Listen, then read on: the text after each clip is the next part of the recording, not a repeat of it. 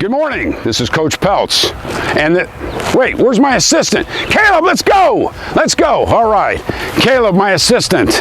All right, today, I just want to recoup a little bit from yesterday, and that is do the right thing, all right? That's our theme for the week, and the verse yesterday was John 3:16, for God so loved the world that he gave his only begotten Son, that whoever believeth in him should not perish but have eternal life.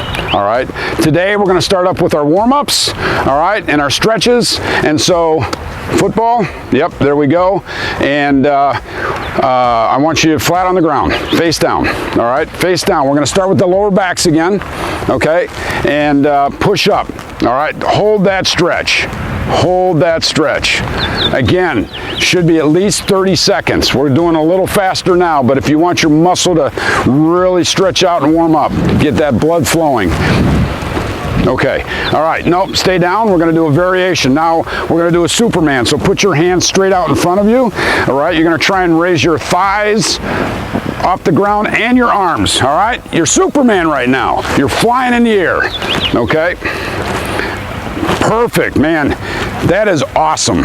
You don't want to see me do this. I can't get my legs off the ground. That's awesome. That's how you want to look, all right? Next, we're going to do arms straight up, all right, and slowly go down to your toes. Okay, slowly go down. Stretch the hamstrings, all right? Try and touch that grass. We're not grabbing the grass, all right? We're not tearing the grass up, all right? Up. Okay, I want you to do that 10 times. 10 times. One more time here for Caleb. All right, stretch your legs out again, hamstrings. All right, get your hands down on the grass and work your way through.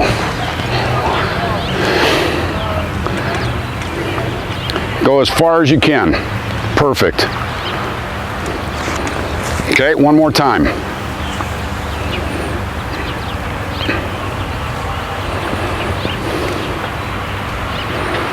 Great. All right, now I want you to sit again, okay, and put one leg back. So, yep, there you go. Both stretching the thigh and now reaching to your toe. There you go. That's a double stretch for you, a double stretch. All right, once you've done that for 30 seconds, switch legs.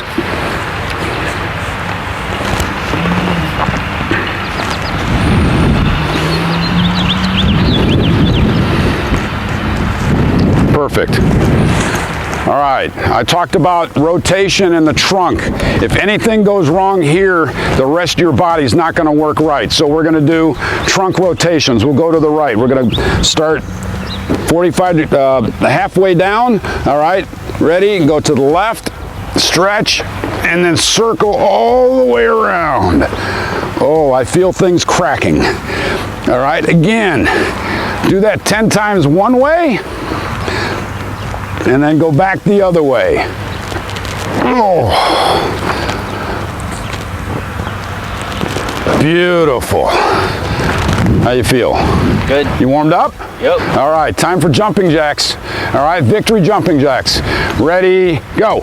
V-I-C-T-O-R-Y. Victory, victory, football camps.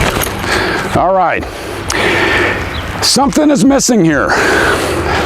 What is it? Something, of course, nobody else in your house is up right now, right? They're probably still sleeping. We forgot I love football.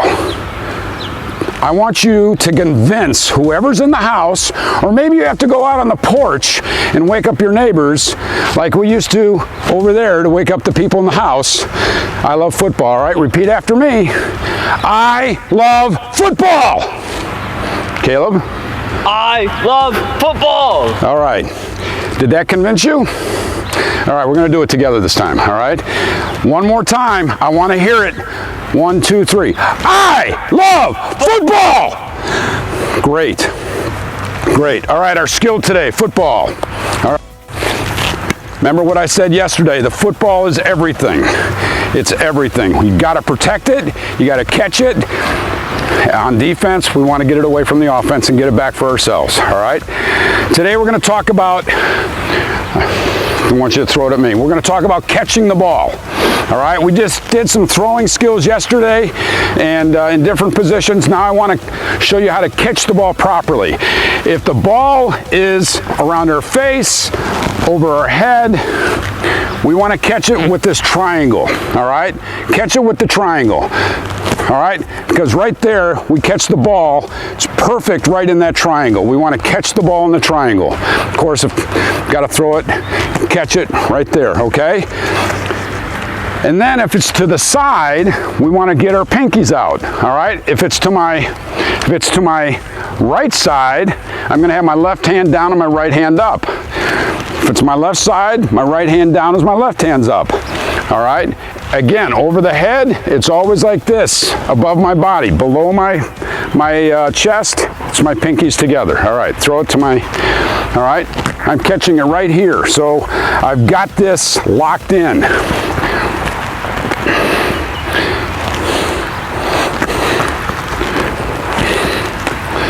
All right, another very important part of catching the football is tucking it away. All right, if I just catch it and a defensive back comes up to me and slaps that ball, he's got a good chance of knocking it out if I don't have it tucked away right here in my arm. All right, so tucking. I want to split my fingers on that crown, and the most important thing is watching the ball all the way to your arm. Not doing this and taking off running. I want to do this first, tuck it in under my bicep, locked in my forearm, my fingers, and now I can take off running. If I catch the ball and I fumble it or I drop it because I started taking off, no good. All right, I at least want to get the yards I made the catch on. Remember, our lesson yesterday was from John 3:16. Christ died for us so that we could be with him when we go to heaven. All right, and we need to take him into our heart. Today we got a pretty exciting story, and I want to read the verse. And the verse is Daniel 3 and from 1 Samuel 12:20. Do not be afraid, do not turn away from the Lord, but serve the Lord with all your heart. So here's the story. You have this king, Nebuchadnezzar. He goes and they conquer the Jews, the Israelites, all right? Babylon takes them over. They bring them in, and King Nebuchadnezzar wants to bring the brightest kids, when I say kids, high school, college students, into his kingdom, into his service, so that he can, get the best minds working for him. And so he finds Shadrach, Meshach, and Abednego. Now, these three guys love Jesus, all right? They love Jesus. They regularly had read scripture. They regularly had prayer together, and they were actually really excited. They got promoted to do government jobs. So there's this guy by the name of Jackal, we're going to call him that, and he just likes to disrupt things, and his job is merely to make the king feel good about himself. So he lies a bit, and he embellishes quite a bit and makes the king feel, I'm the most powerful guy in the world, which he kind of was at the time, all right? But he pumps him up. And at one point he goes in and says, King, I've got an idea. You need to be worshipped. And the king yeah, I really do. So let's make this huge idol, and everybody has to bow down and pray before me, the king. And so the jackal goes to Shadrach, Meshach, and Abednego, and he says, hey, I got this new rule. You guys are doing well, but I got this new rule. You might not like it. It says, not only do you have to worship the king now, but every day you have to bow down and you have to pray to the king. Well, Shadrach, Meshach, and Abednego, they're like, we can't do that. We can't do that because God said we can worship nobody else but him, and he is our God. So every day when they're supposed to be kneeling down and praying to King Nebuchadnezzar, they are praying to Jesus, to God. All right? They were praying to God. And Jackal's right there. He set them up. He's right there. He goes straight to King Nebuchadnezzar. And I said, your 3 best students are not praying to you. They're praying to their God. Well, King Nebuchadnezzar says, hey, we built this huge furnace for all the people that disobeyed, and we are going to put them in the furnace. They have to die because they disobeyed my rule. So Jackal got them. King Nebuchadnezzar comes to the furnace. They throw them in the furnace. That furnace was 7 times hotter than a normal fire. I'm not exactly sure how that happens, but let me tell you, when you walked in, when you got close, you were potentially gone right away because you would have been burned up. Well, Jackal looks in there, King Nebuchadnezzar looks into the furnace and he goes, Jackal, what am I seeing here? How many people did we throw in the furnace? And Jackal said, we threw 3 in, King. And Nebuchadnezzar goes, well, why am I seeing 4 people? And not only that, it looks like they're dancing in the furnace. How is that even possible? And the king said, you guys, come out. I want to talk to you. And Shadrach, Meshach, and Abednego come out, and they are untouched. They are no smoke. They still have the hair on their arms. They are in perfect health. And King Nebuchadnezzar, right then and there, tells Jackal he's gone. And he says, we are going to worship the God of Shadrach, Meshach, and Abednego. Now, how did they do that right? They did that right because they had such a great relationship with God that when the king, who is a man, said, worship me, they said, no, we can't do that. We can obey other things. We can obey what you want us to do for the government, but we're not going to worship another God. This is our God, and we are praying to our God. And God held true to them and protected them in this case so that that story in the Bible can be told to us thousands of years later. This is Coach Peltz, and again, I introduced myself yesterday. I've been coaching at Wheaton College for 38 years. I coach on defense, specifically the defensive line, who I consider the true athletes of the football team. I'm a little biased on that. But what I love about defense is we get to go after the ball. The offense has the ball. I want to get that ball back, either by stopping them or getting a fumble or an interception. And so we're going to disrupt that offense. And so I just quickly want to talk about the positions of football. The front line, I call the Army, all right? The front line, I call the Army. There are usually 4 guys, could be 3, could be 5, but primarily there's 4 guys.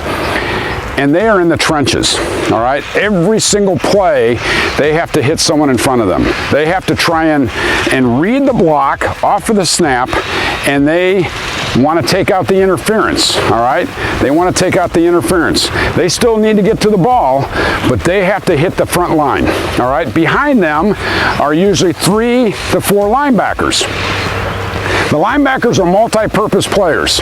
They protect, they go after the run, but they also are in pass plays. So they back up in either zones or they play man-to-man on the receivers or the running backs.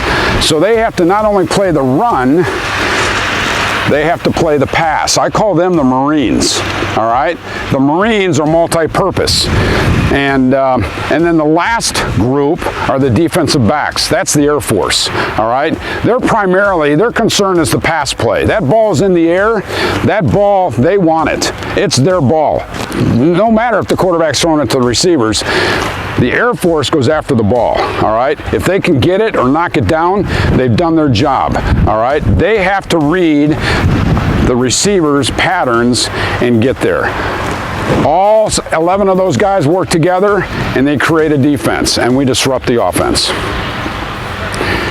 Well, we've come to the end of practice number 2, and I want to share with you just briefly everything we went through. We had stretches, all right? Do those stretches, all right? And our skill today was catching the ball.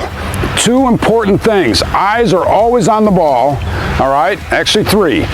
Eyes are always on the ball. Caleb, show me how you hold the hand if the ball is coming at you. We got the triangle. If it's on the side or below your waist. pinky to pinky, all right? You catch the ball that way, all right? And the third thing is you always bring that ball into your arm. You protect that ball before you take off running. You've got to catch that ball.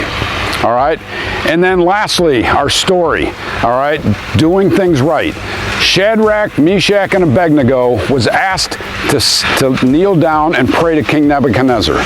They disobeyed that rule because their God even created King Nebuchadnezzar, all right? And so when God says, you bow before nobody else but me and pray, they obeyed that, and God protected them when they were thrown into the furnace. All right, the thing I want you to do today, yesterday I asked you to do something in your house for your mom or dad, all right?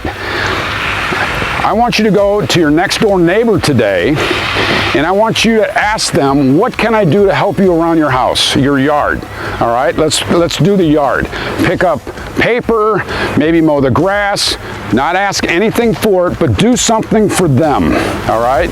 Practice doing something right and kind. And guess what? I love football! And I'll see you tomorrow.